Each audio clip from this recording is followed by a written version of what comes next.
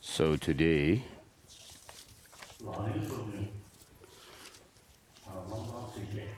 we'll go through the 37 practices of Bodhisattvas and the 8 verses for training the mind. So first we'll start with the 8 verses of training the mind, which is on page 131 in this book that has been distributed. So there were 2 masters named Sharawa and Langritangpa. So of the 2, the latter was known for his practice of Bodhichitta, and when he was thinking about the suffering of sentient beings, he always cried, thinking and reflecting on the suffering of sentient beings. And therefore, he was known popularly as Langtang Ngonakpa, which means the Langtang with serious face. So because of his staying gloomy, apparently, he was known as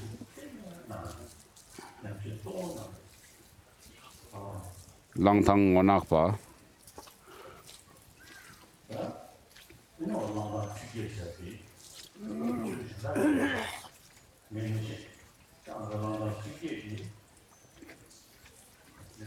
So I don't know if he had written other texts, the books, but this 8 verses on training the mind was written by him. I have received the transmission of this text from 3 masters, Jabjin Rinpoche and so forth.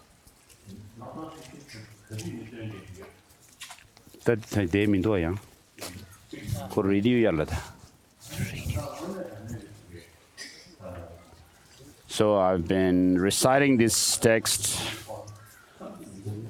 since my childhood, and the text is a very powerful text, very powerful wording.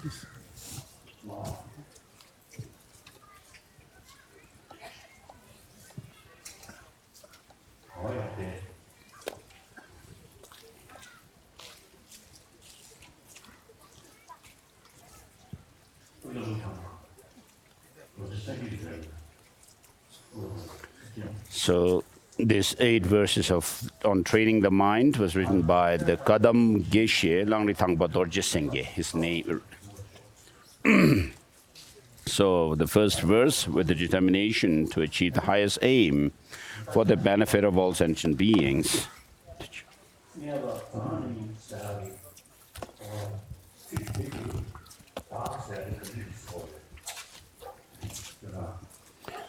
So first of all, when you find the word, may I hold them dear at all times, you should actually reflect on what is meant by this word I.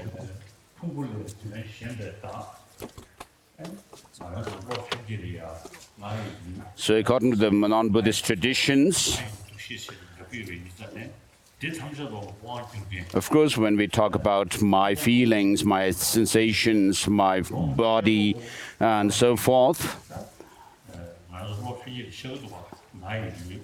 we have a notion that these aggregates, feelings, form, discernment, and so forth, are as if like a utility for the I, which is the utilizer.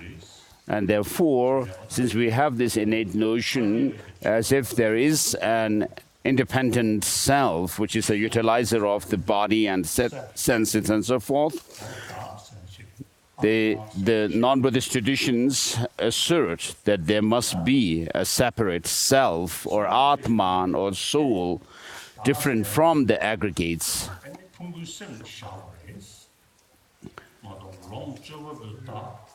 Whereas according to Buddhism, there cannot be an I, or self, or a person apart from the 5 aggregates.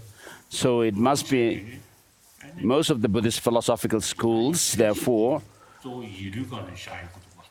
identify the final identity of a self from within the aggregates, from amongst the aggregates. And therefore, some say that the sixth consciousness. So Chittamatras, for example, say that Alaya Vijnana is the identity of a being or a person. And then the Savatantrika Madhyamakas say that this self is the sixth mind, is the identity, the final identity of a person. Whereas the Madhyamakas, the middle way school, which denies any objective independent existence in things, say that nothing whatever has any essential existence in and of itself, and therefore a person or a being is none other than a designated entity on the basis of which is designated on the basis of the five aggregates.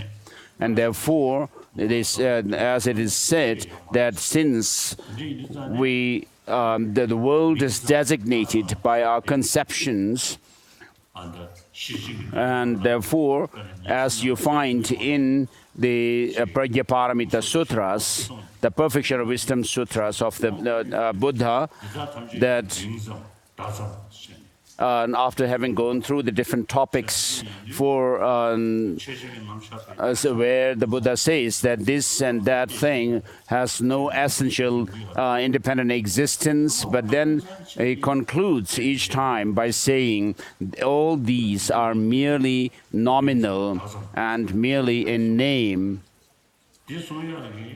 And therefore, the purpose of this teaching is, as I have already mentioned before, is to counter our grasping, strong grasping at an independent objective self. And so, on the basis of understanding these, we can actually make a difference. We can differentiate between the Buddhist and the non-Buddhist tradition. So when you come across this word I in the text, you should actually reflect on what it means. According to Buddhism, Buddhist philosophy, the Madhyamakas who deny any objective independent existence. And so, of course, conventionally, we don't say that the I or the self does not exist. They do exist conventionally, but what that amounts to is that things, the self or I, has no independent objective existence. And as I also quoted yesterday, the Master Nagarjuna says, the Tathagata is not one with the aggregates, no different from it. Neither the Tathagata is in the aggregates, nor they are in him. Nor does the Tathagata possess the aggregates. What else is the Tathagata? And so, with this kind of analysis, we should be able to understand that the I or Tathagata, the Buddha, has no objective independent existence, but the Tathagata or I exists by way of convention alone. And they are the Tathagata and other things, everything else exists merely nominally. So why do we become very unhappy, disturbed? Is because one reason is because of our selfish attitude. As if there is an independent self. We have this notion of an independent self, and because of this, when something bad happens that you don't like, then you become unhappy because of all kinds of mental processes, thought processes that go on based on that notion of an independent self. And then you also have fear and anxiety on the basis of this notion of an independent self, grasping at an independent self. So this is quite clear from our experience, even amongst the ordinary people. When we see someone very selfish, they become easily disturbed when something they don't like happens to them. Whereas people who are more broad-minded, they're less easily disturbed. This is not we are not talking about religion as such, but it's a common sense. And so when you hold others to be dearer than yourself, you become more broad-minded, more open-minded, and therefore it helps to counter your so cherishing others helps you to overcome the selfish, extreme selfish, self-centered attitude or self-cherishing attitude. When that is loosened,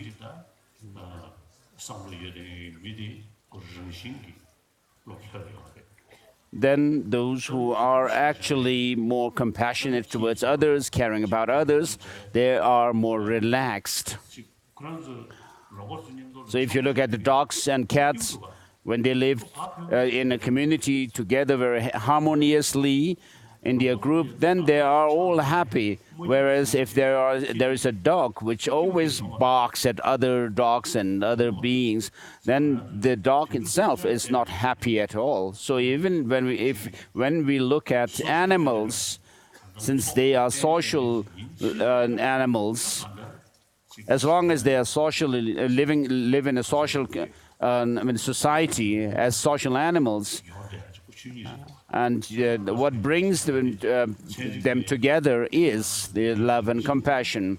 And therefore, as I also mentioned the other days, that what scientists say, that is that basic human nature is compassionate, and therefore the community that you live in, on which you depend, if you are more compassionate towards others within that community, you are more at ease. Let's say the blessing for the tea.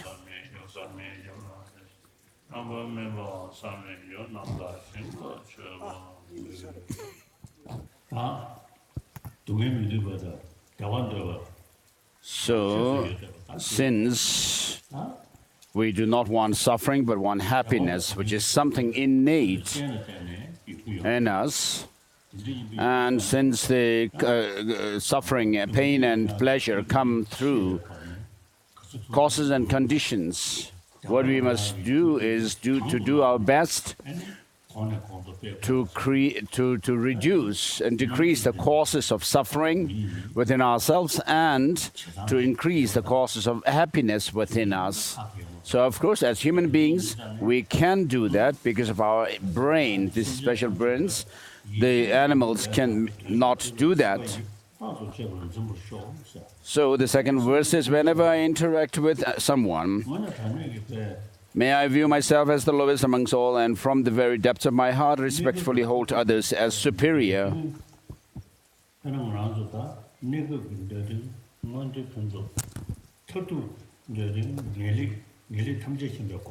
No, first verse, sorry.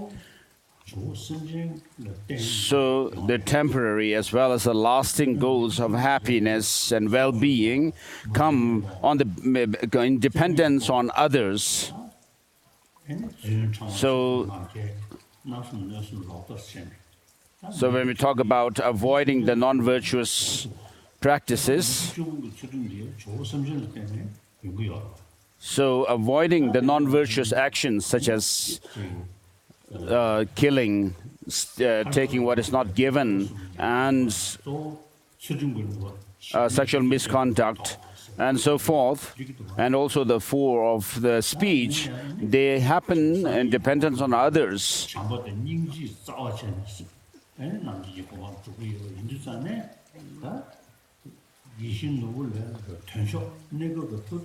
And so,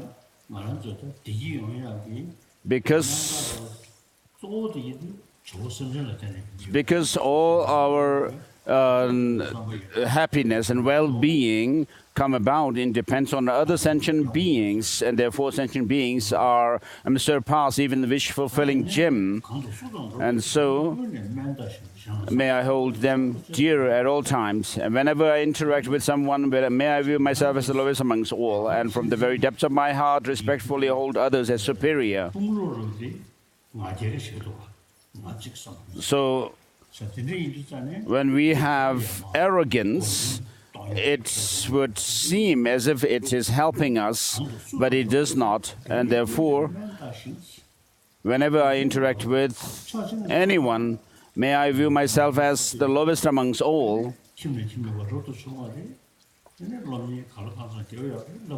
So, for example, if you're a monk, you have taken the vows, the monastic vows, and you also, as practitioners of Mahayana tradition, you are practicing love and compassion, Bodhichitta, and so forth. So when you actually think about how much you understand regarding the Dharma, you should actually reflect that other animals do not have that kind of opportunity. And therefore, since we are we are the ones who at least know what is to be avoided and what are to be adopted in our practice, we should feel not arrogant. And so,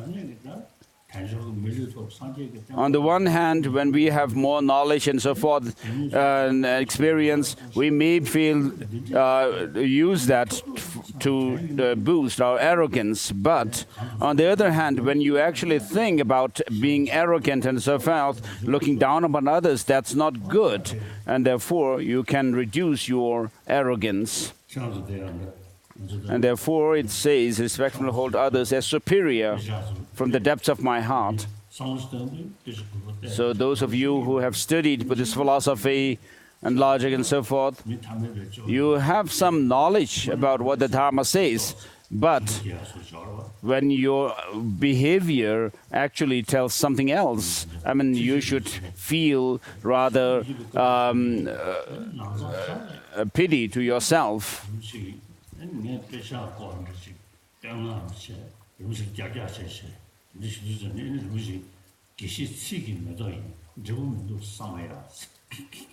So when I was receiving teachings from the late Venerable Trishik Rinpoche, I would tease him about the Buddhist philosophy and so forth, and then he would actually respond by saying, Geshes are the ones who actually have the flowery knowledge of the Dharma, but they are merely lip service.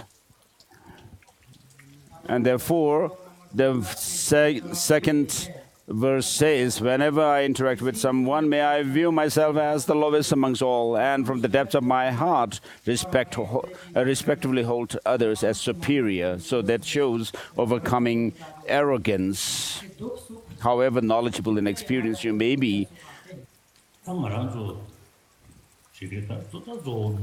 So we are human beings, and then even with regard to animals,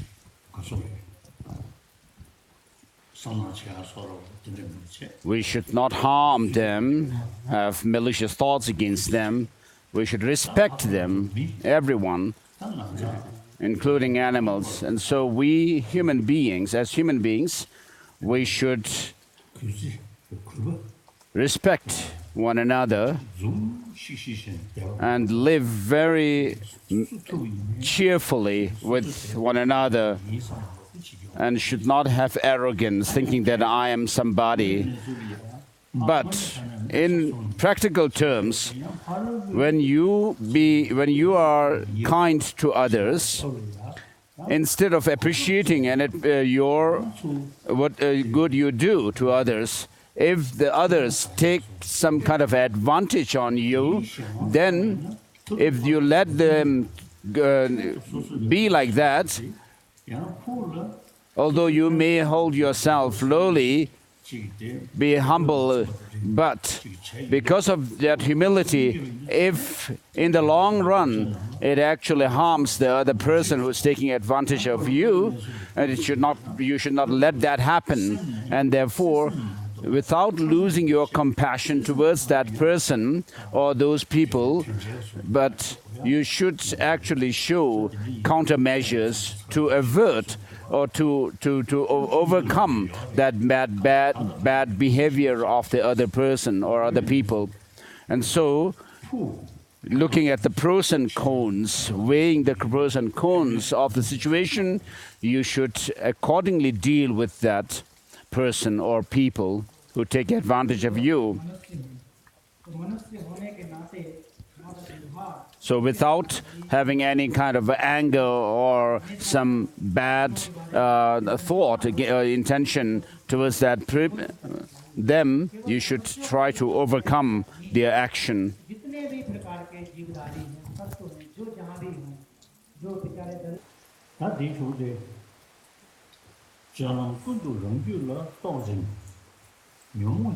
The third verse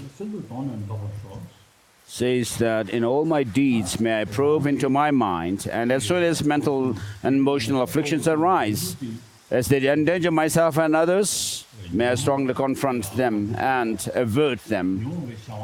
And so mainly we need to show counterforce to our afflictive emotions which lead to bad behavior.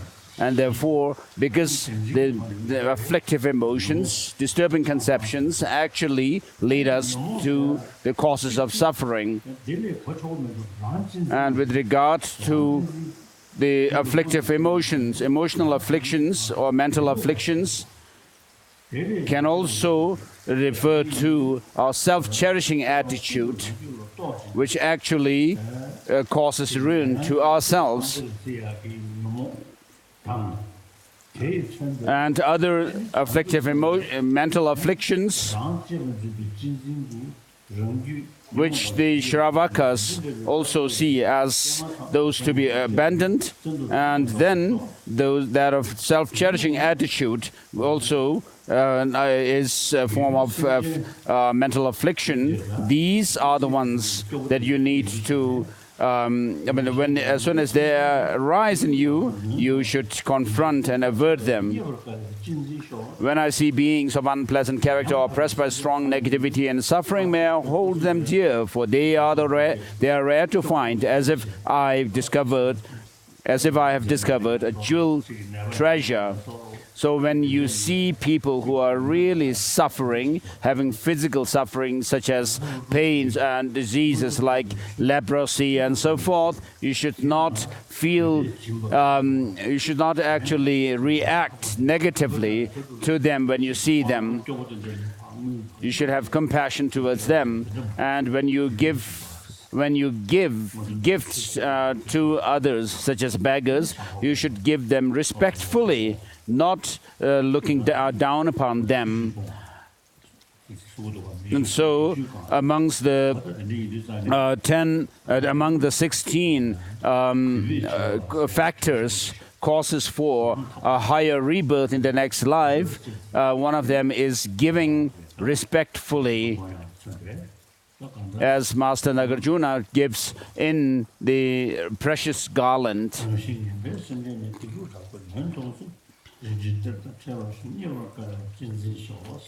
So, the verse number 4 read, and especially when others, out of jealousy, treat me wrongly with abuse, slander, and scorn, may I take upon myself the defeat and offer to others the victory. So when people criticize you, backbite at you, whether they have a reason or not, so if there are no other reasons for you to criticize back, you should actually accept their criticism. So when one Kadamba master, out of the jealousy, said to another Kadam master that he was the second person was not a true monk. And when his attendant told him that this Geshe is talking bad about you, he said, "Don't worry, don't respond to that person, because I always take defeat upon myself."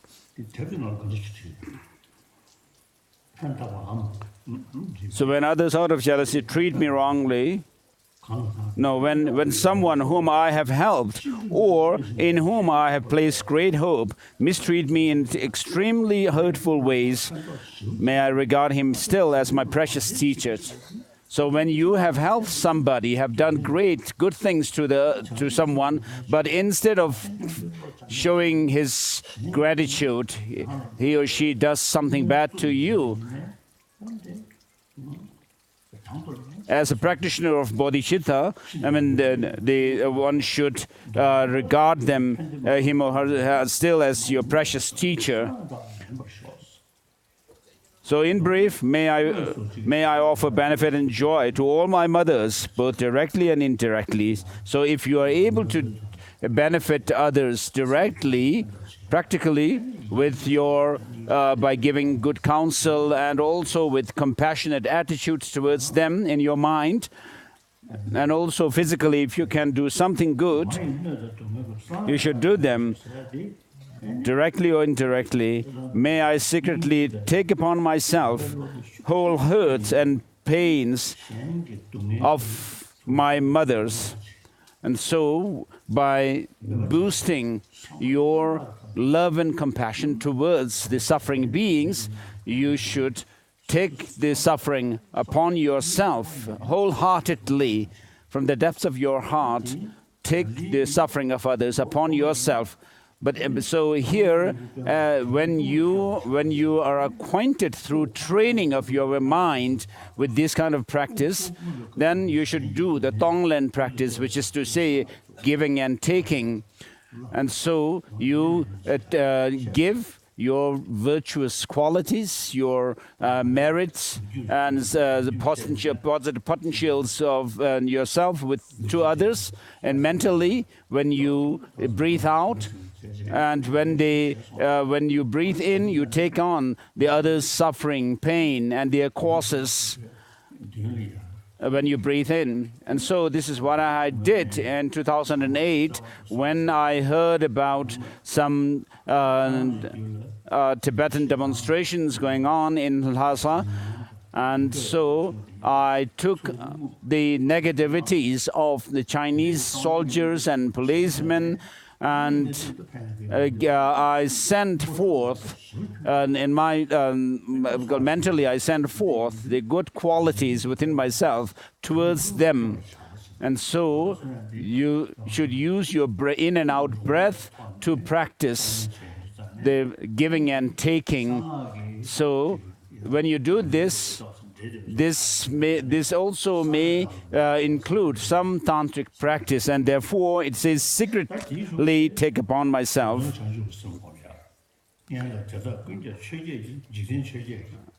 And then, so that is about the conventional bodhicitta practice. And then next,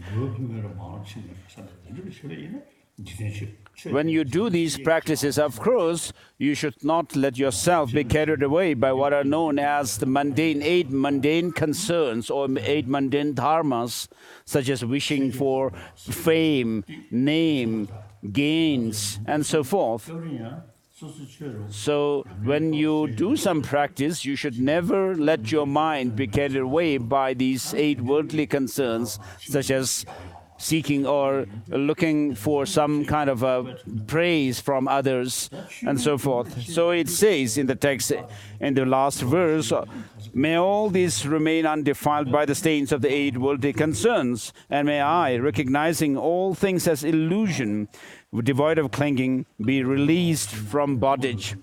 And so this shows the practice of the wisdom of emptiness or ultimate bodhicitta. So amongst the Buddhist, the philosophical schools within Buddhism, the Madhyamakas, which assert nothing has any objective independent existence, but everything is merely designated.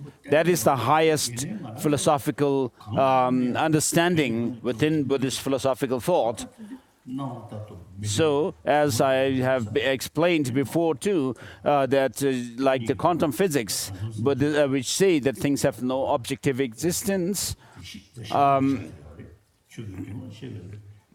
the Buddhist philosophical school of Madhyamaka, which is the Prasangika Madhyamaka, also say that things have no independent existence, that they are merely designated. So this is what is shown by the last verse. And with this we have finished the teaching on the 8 verses on mind training. Next, we'll move on to the 37 practices of Bodhisattvas, written by the Ngulchu Gyaltse Tokme Sangpo. He was at that time known as an actual Bodhisattva. So Gyaltse here refers to a Bodhisattva who has the experience of the true experience of Bodhichitta, this spirit of enlightenment within himself or herself. And so because he lived in a cave in his hermitage in Ngulchu region, therefore he is known as the Ngulchu Gyaltse Tokme Sangpo. So he has written a commentary on Mahayana Uttara Tantra. And in any case, he was someone who was knowledgeable, had great scholarship, as well as practice of humility and that of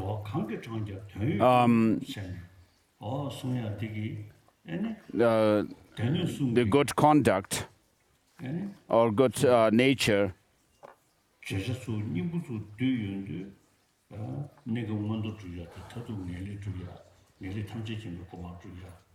So this text touches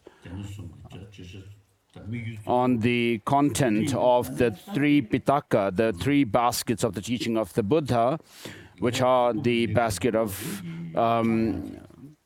the sutra, the discourses, the Vinaya, monastic discipline, codes of discipline, and then the Abhidharma. And so they are meant for the practice of an individual with regards to the 3 types of beings with 3 scopes or capacities.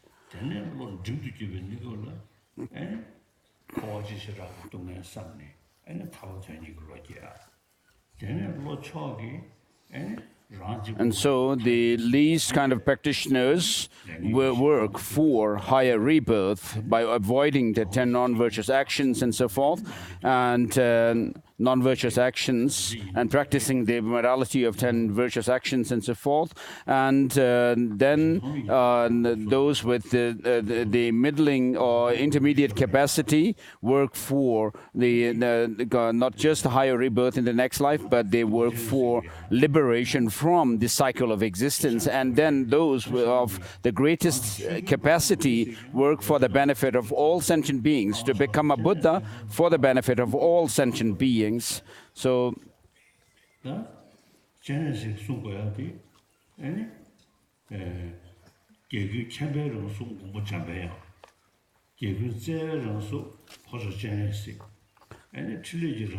so the 3 deities, Jendrasika Avalokiteshvara is the embodiment of, so there are Avalokiteshvara, Manjushri, and the Vajrapani, or I sometimes also give the example of Aryatara, goddess Aryatara. So Avalokiteshvara is the embodiment of compassion of all the Buddhas, Manjushri the embodiment of wisdom of all the Buddhas, and then Tara as the embodiment of the enlightened activities of all the Buddhas. So the first verse of this text, first there is the line of homage to Avalokiteshvara, and then the first verse that is in the text says, I pay constant homage through my three doors to the Supreme Teacher and Protector, who, while seeing all phenomena like coming and going, makes single-minded effort for the good of living beings. So though one's master, who is not different from Chandasik Avalokiteshvara, is able to see that all phenomena lack coming and going, meaning that there is no coming and going apart from being dependent on many other factors. Still, while understanding this, there is no independent objective existence, they still understand that things are like illusion, and therefore they do engage in the practices or the working for other sentient beings. And then the second verse says, perfect Buddha, source of all well-being and happiness, arise from accomplishing the excellent teachings or practicing the excellent teaching, and this depends on knowing the practices. So I will explain the practices of Bodhisattvas. So the first verse is homage to one's guru and the protector Avalokiteshvara, and then the second verse is verse of promise to compose the text. In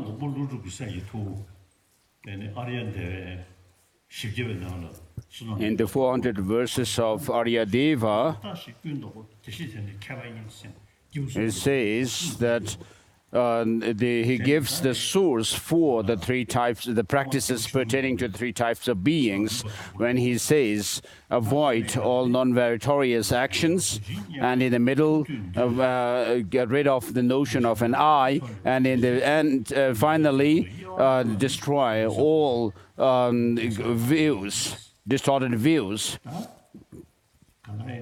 And one who is able to do this is a wise one. And so this is the source for the teaching on the three types of beings of three capacities. So since we need to accomplish the goal of helping others and oneself, and we need to actually practice and then study and practice the teaching.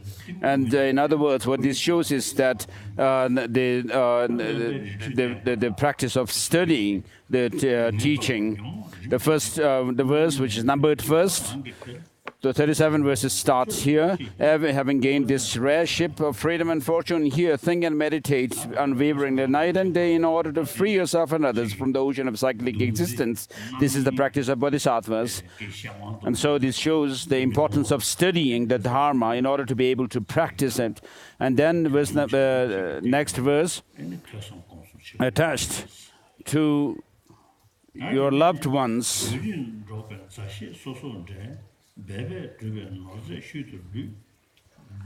you are stirred up like water, hating your enemies. You burn like fire in the darkness of confusion. You forget what to adopt and what to discard. Give up your homeland. And so, seeing the negative effects of your homeland like these, then you should advise to give up your homeland. This is the practice of Bodhisattvas. By avoiding bad objects, disturbing emotions gradually decrease. Without distraction, virtuous activities naturally increase. With clarity of mind, conviction in the teachings arise. Cultivate seclusion. This is the practice of Bodhisattvas. Loved ones. And so this kind of human life that we have received, that we have obtained now, is a precious human life, and we have the and in this kind of human birth, we have the opportunity to differentiate between what is right and wrong, and accordingly practice what is right, and adopt what is right and avoid what is wrong. And if we actually waste this life, it's a great loss.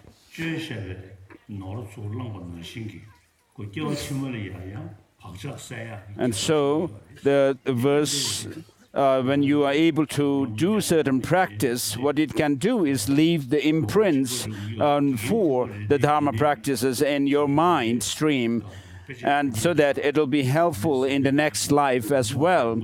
Like actually, it is like taking the money deposited in a bank that you can take back. So loved ones who have long kept company will part. Wealth created with difficulty will be left behind. Consciousness, the guest, will leave the guest house of the body, let go of this life. This is the practice of Bodhisattvas. So by understanding that although we have this kind of precious human life now, if we are not able to use it properly, well, we will. It's inevitable that we'll die. And of course, when we will die is uncertain. And once we are dead, what helps us is whatever positive practices one has done. One can carry them forward to help oneself. And when you keep their company, your three poisons increase. Your activities of hearing, thinking, and meditating decline, and they make you lose your love and compassion, give up bad friends. This is the practice of Bodhisattvas. And then verse number 6 shows that one should seek and rely on a qualified spiritual master. Verse number 6, qualified master is someone who has the 10 qualities, 10 virtuous qualities, which are mentioned in the Sutra Alamkara by Maitreya, such as having the practice of morality, concentration, and that of the wisdom, and being more knowledgeable than the disciple, being compassionate, not feeling tired to help and work for others, and have the understanding, insight into the true nature of things, and being compassionate, and so forth. And so Je Rinpoche, Master Tsongkhapa, also has said that someone, by using this, he says that one should rely on someone who has the knowledge of the 3 baskets of the teaching of the Buddha, and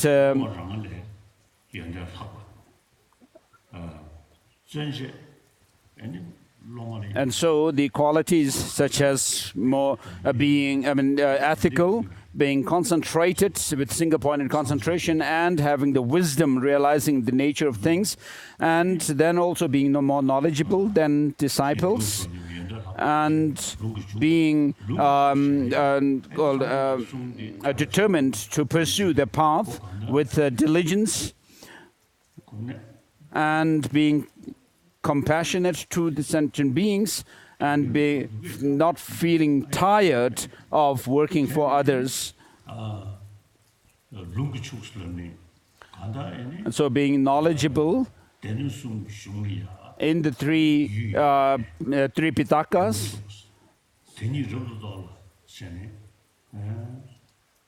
and being eloquent in one's explanation of the teaching. And so, in this verse from the Mahayana Sutra Alamkara,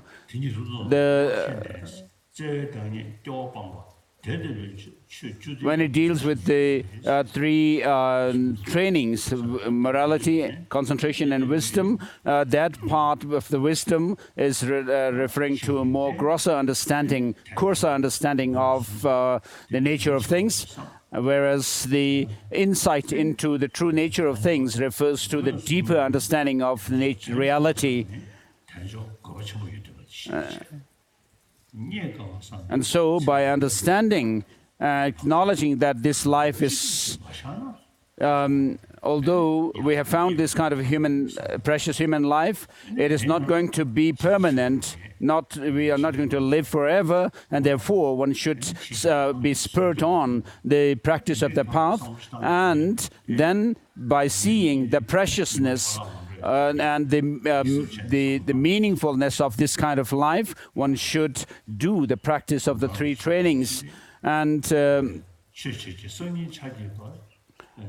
so in this way, one should think about the death and impermanence and spur oneself on the practice of the path. As Gongdang Rinpoche has said, one should not delay one's practice of Dharma to the next days and so forth, because there's no telling when the next day and the next life, which one will come first.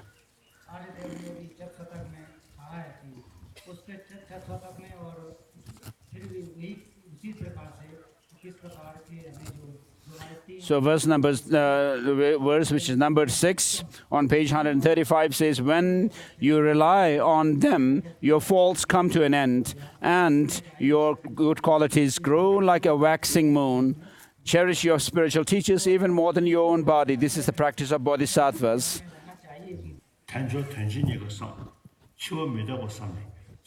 So by reflecting on the preciousness of this human life and that it's difficult to find, and then you should and also meditating on the impermanence and death of this life, you should push yourself to do the Dharma practice to help yourself in the next lives and so forth. And therefore bound himself in the cycle of existence, what worldly God can give you protection. Therefore, when you seek refuge, take refuge in the three jewels, which will not betray you. This is the practice of Bodhisattvas. So, of course, we do some practices, such as offering incense and so forth.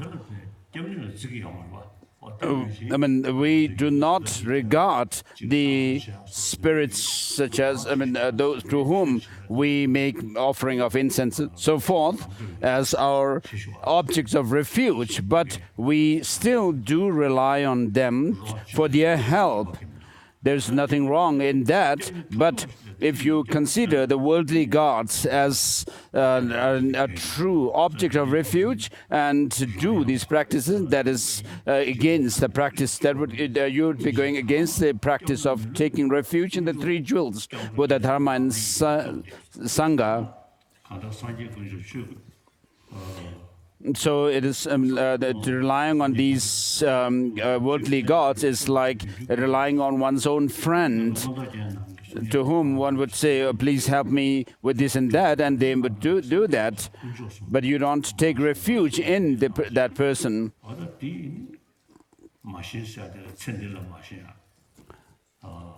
And then, with regard to the practice of the Dharma, one should not be attached to the pleasures of this life, and also should not be attached to the pleasures of the next rebirth as well.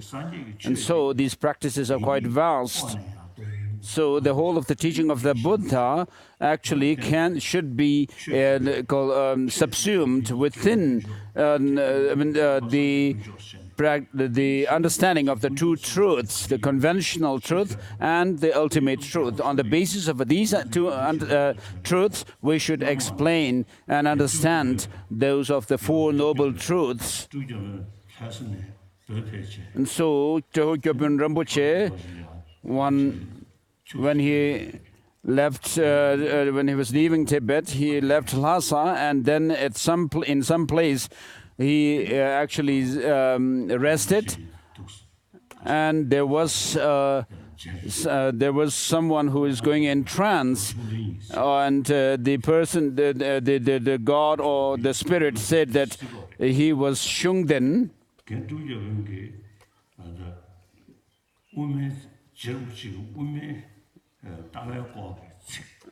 And when he said that, Dojima Rinpoche actually asked him about some difficult points from the Madhyamaka philosophy, and this spirit was not able to give the answer. And then Dojima Rinpoche said, go away then.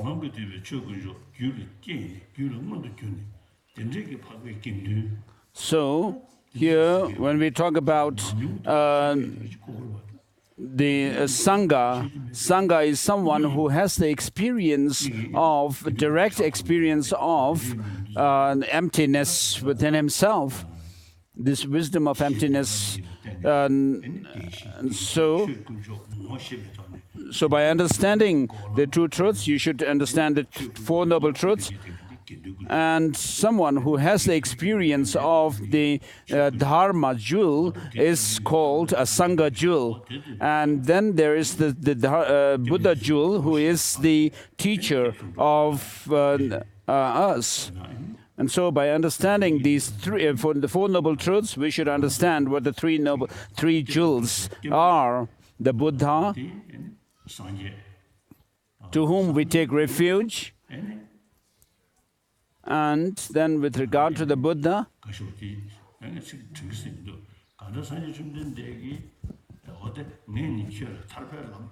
so the Buddha himself has said that I have shown you the path to liberation, and the path of liberation is dependent on yourself. Whether you achieve that liberation or not is dependent upon you. And then the Buddha also said that the sages do not wash away the sins of beings, nor do they remove the suffering of sentient beings like removing with their hands, nor do they shift their own, transfer their own knowledge and experience into others. But by showing the truth as it is, they lead sentient beings to liberation.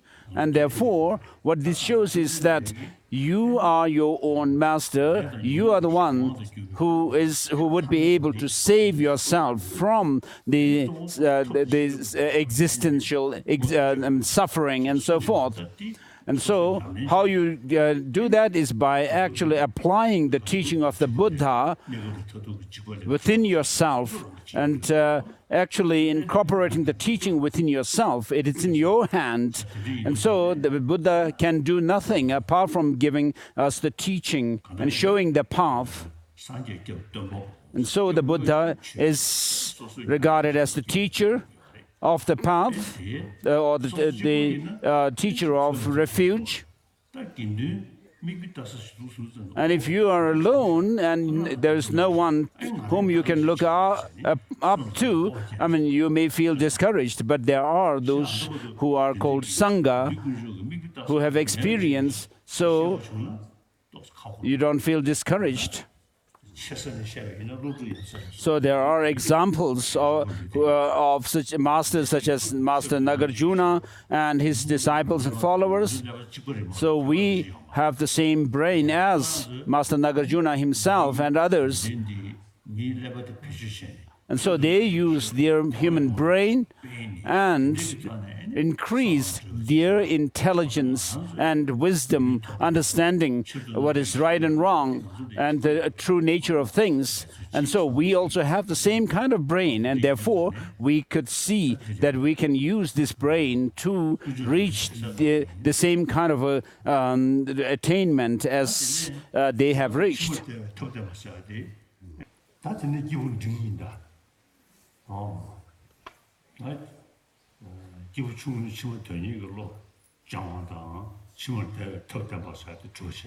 So we have covered the topics for attaining happiness or joyful existence in the next life, with the teachings on the preciousness and the rarity of finding, difficulty of finding precious human life, and then also that of the death and impermanence. And next we come to the teaching pertaining to the beings of intermediate scope.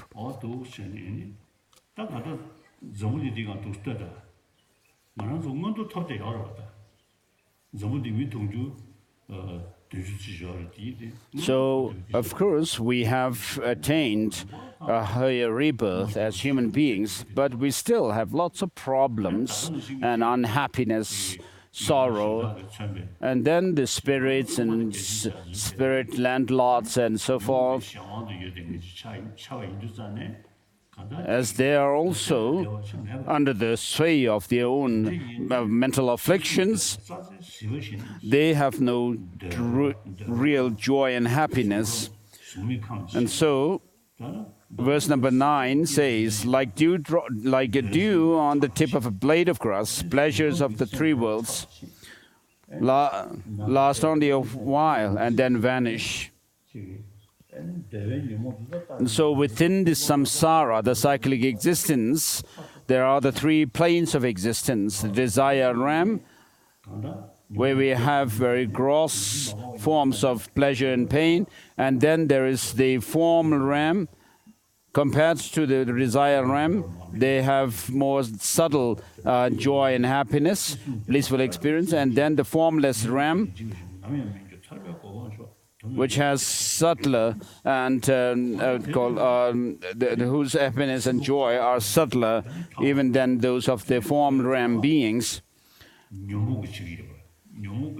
And so, cyclic existence is rooted in our mental afflictions, and they, in turn, are rooted in the ignorance, fundamental ignorance about, or the misconception of reality.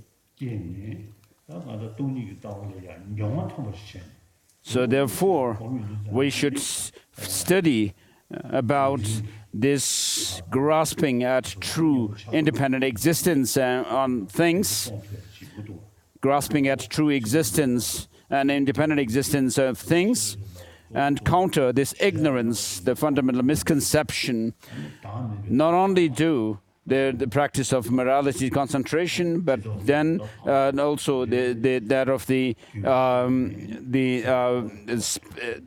penetrative special insight into the true nature of things, and combine it with that of the single-pointed concentration, so that you cultivate and you develop the union of cultivation, union of concentration and vipassana, the insight, and liberate yourself from this samsara. And therefore it says, last only a while and then vanish. Aspire to the never-changing supreme state of liberation. This is the practice of Bodhisattvas. Next comes the practices pertaining to beings of great capacity, though when your mothers, who have loved you since time without beginning, are suffering, what use is your own happiness? Therefore, to free limitless living beings or sentient beings, develop the altruistic attitude. This is the practice of Bodhisattvas. Since I have explained in quite a great detail the practices of the great beings, Bodhisattvas, I will not explain the verses word by word, but go through the text. All suffering comes from wishing, from the wish for your own happiness. Perfect Buddhas are born from the thought to help others. Therefore, exchanging your own happiness for the suffering of others. This is the practice of Bodhisattvas. Even if someone out of strong desire steals your wealth or has it stolen, dedicate to him or your body, possessions, and your virtue, past, present, and future. This is the practice of Bodhisattvas. Verse number 13. Verse number 14. Please read through. Verse number 15.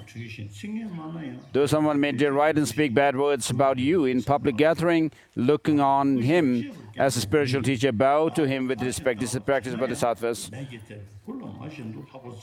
16.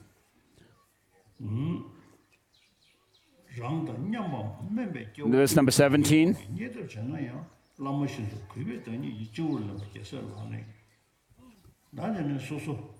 And verse number 18.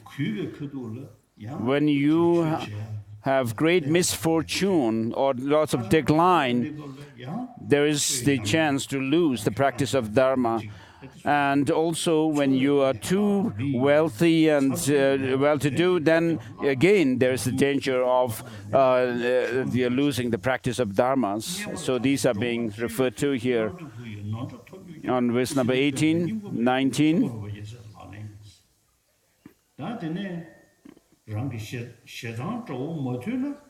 Verse number 20. While the enemy of your own anger is unsubdued, though you may conquer external foes, they will only increase. So, compared to anger or hatred, attachment is little better. So, if the internal enemy your own enemy inside, which is anger, is not destroyed, the conquering external foes, they will increase. Sensual pleasure are like salt water. The more you indulge, the more thirst increases. Abandon at once those things which breed clinging attachment. This is the practice of Bodhisattvas. And next is the practice of Bodhicitta. Whatever appears, here this verse number 22 refers to the practice of ultimate Bodhicitta. So here the Master Tonglen Sangpo may not be dealing with the Chittamatra view as such. Perhaps whatever appears to your mind is whatever appears is your own mind. Your mind from the start was free from fabricated extremes. Understanding this, do not take to mind inherent signs of subject and object. This is the practice of Bodhisattvas. When you encounter attractive objects, though they seem beautiful like a rainbow in the summer, don't regard them as real and give up attachment. This is the practice of Bodhisattvas. All forms of suffering are like a child's death in a dream. Holding illusory appearances to be true makes you weary. Therefore, when you meet with disagreeable circumstances, see them as illusory. This is the practice of Bodhisattvas. When those who want enlightenment must give even their body. And so from verse number 25, the 6 perfections are dealt with or taught. So verse number 25 shows the practice of giving or generosity. Verse number 26, the practice of ethics, ethical discipline. And verse number 27, the practice of patience. And then verse number 28,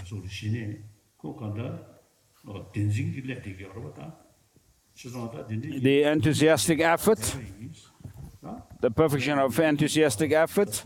And then verse number 29, the perfection of concentration, meditative concentration.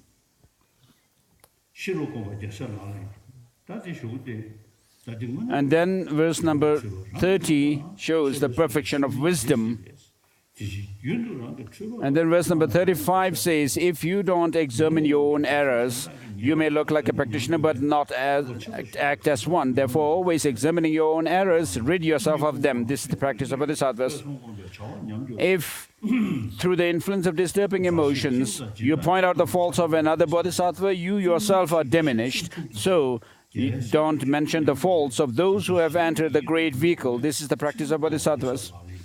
Reward and respect cause us to quarrel and make hearing, thinking and meditating decline. For this reason, give up attachment to the households of friends, relations and benefactors. This is the practice of Bodhisattvas. Harsh words disturb the minds of others and cause the deterioration of a Bodhisattva's conduct. Therefore, give up harsh words which are unpleasant to others. This is the practice of Bodhisattvas. Habitual disturbing emotions are hard to stop through counteractions. Armed with antidotes, they are guards of mindfulness and alertness.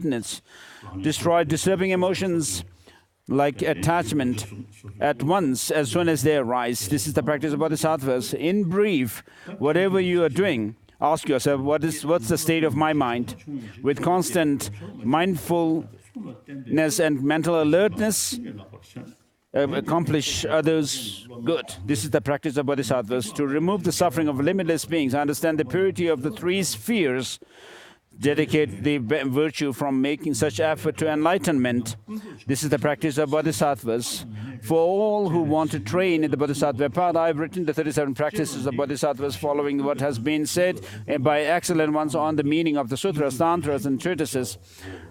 And so this completes.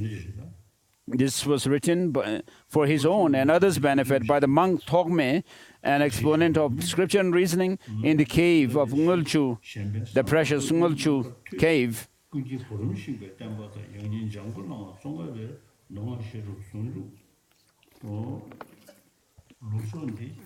So His Holiness is reading some colophon at the end for this spread of the Buddha's teaching in general, in particular the teaching of Master Tsongkhapa.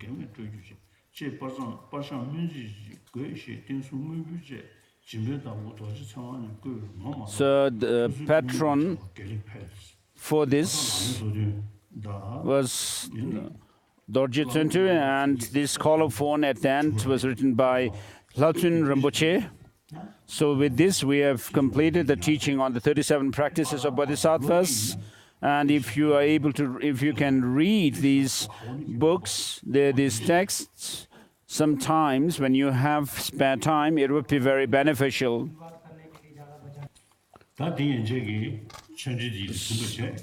So with this, we have completed the teaching this time. And yesterday, we have done this initiation or empowerment of the ninth deity, Avalokiteshvara. And so, on a daily basis, what you should do is practice. As you have seen on the Thangka painting, where the feature of the figure of Avalokiteshvara, and what you should imagine is imagine Avalokiteshvara in front of you in your meditation, and then visualize that the Avalokiteshvara comes forth to you and dissolves into you, and then recite the Om Mani Padme Hum mantra of Avalokiteshvara, 10 rounds of the mala, which means 1,000 times or so. So, but then reciting the mantra alone cannot help if you remain rather unruly mentally. So someone has said that someone who has having recited the mantras by using malas, the rosary, instead of having, though one has recited the mantra so many times, instead of reducing one's own negative, afflictive emotions, destructive emotions, one's nails on your thumb wears out, have worn out. And so, you should not think only of benefiting yourself alone, but think of all mother sentient beings across the expanse of space. So I will give some mantra transmissions. Please repeat these. First Buddha mantra, Om Muni Muni, Maha Muni Soha. Om Muni Muni, Maha Muni Soha. Om Muni Muni, Maha Muni Soha. So Buddha Shakyamuni's mantra. Next comes the mantra of 6-syllable mantra of Avalokiteshvara, Om Mani Padme Hum. Please repeat, Om Mani Padme Hum, Om Mani Padme Hum, Om Mani Padme Hum. Then next comes the mantra of Manjushri, the wisdom embodiment of the wisdom of all the Buddhas. Please repeat. Om Arapatsa Nadi. Om Arapatsa Nadi. Om Arapatsa Nadi. So this is the Manjushri mantra, the wisdom Buddha mantra. So if you recite it on a daily basis, it'll help you to gain wisdom, to increase your wisdom and intelligence. Sometimes your wisdom or intelligence becomes rather, goes astray. So the wisdom that you or intelligence that you gain through your recitation of through the blessing of Manjushri will never go astray. Please repeat this mantra of Aryatara. Om Tare Tu Tare Ture Soha. Om Tare Tu Tare Ture Soha. Om Tare Tu Tare Ture Soha. So these are the mantras that I wish to give the transmissions of to you. So for a few days we had the Dharma discourse here. I felt very happy. So through the Hindi, good Hindi translator, he does interpret into Hindi when I give teachings in Dharamsala. So people, you have understood well, and so there are also the translations or interpretations into English and Chinese.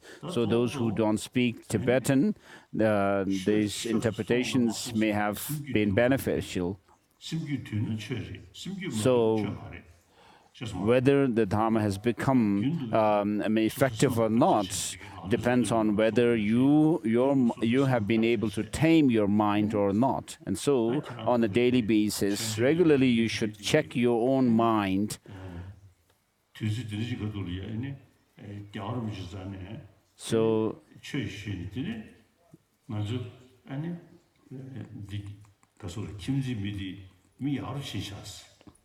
so having received the teaching from me, you should be able to transform yourselves so that your neighbors would be able to say that, oh, this person has changed since he received the teaching from His Holiness the Dalai Lama at such and such time. And so if you do your practice well and purify your mind stream and become better and better, then you would also be able to pray to be guided and taken care of by Master Avalokiteshvara of life after life. So, Dashidelek, and we'll see you next time. May